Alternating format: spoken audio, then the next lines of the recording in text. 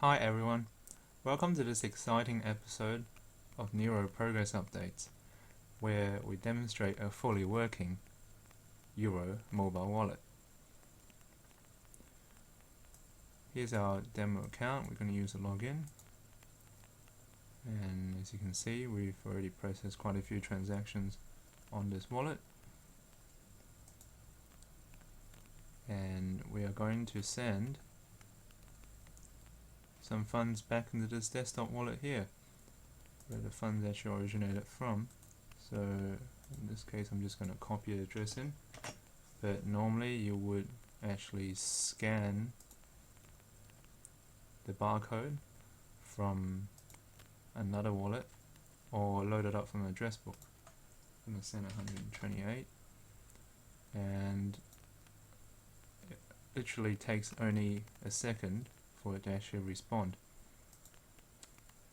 I'm going to pause the video now while we wait for it to confirm.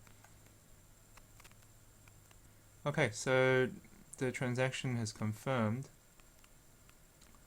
and we can now see it on our desktop wallet here, and it's actually been a while, so we can actually see it has actually got confirmations, and we can of course also see it on the Block Explorer. And since then we've actually processed quite a few other test transactions, so it's all working fine.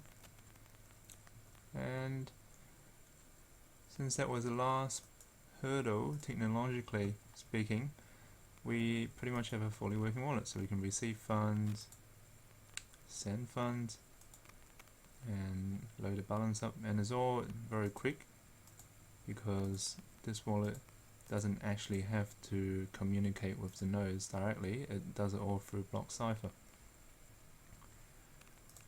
The emulated device we have here is actually a Samsung Galaxy S, which is pretty much Samsung's first mainstream device for Android.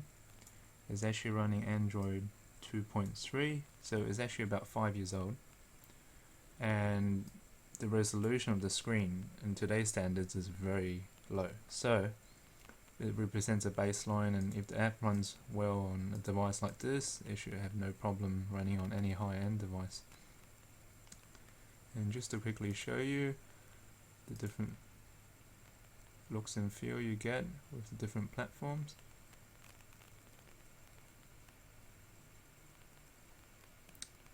I'm going to load it up, and so that's iOS 5, and we can also get a look of what it looks like in iOS 7.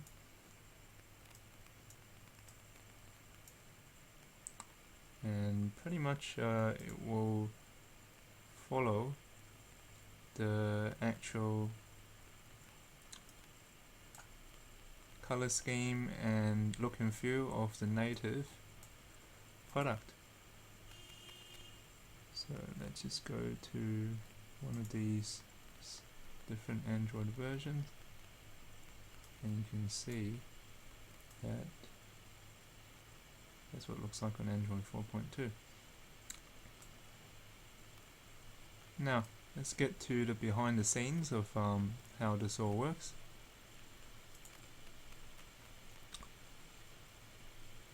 And what we have here is the actual part where the transaction is processed.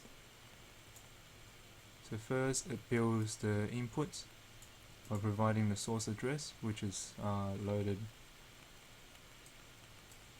when the user logs in here. So we have a brain wallet, so it processes the username and password, generates the private key, and here it will load the source address.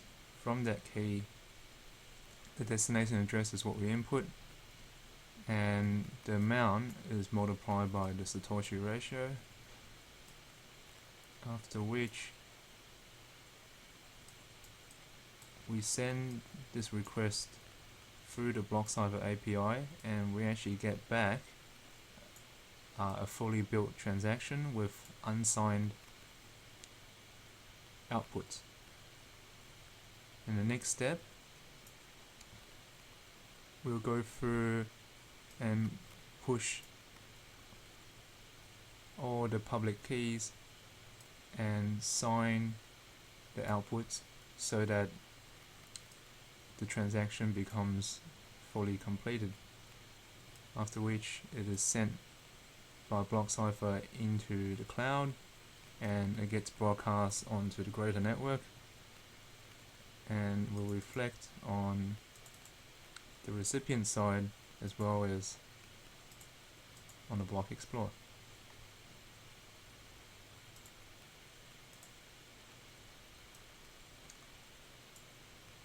In the back end, there's some code which does the actual signing and does some data conversion from the original data, which is basically just big numbers, into hex data that can then be sent through the internet to the other side.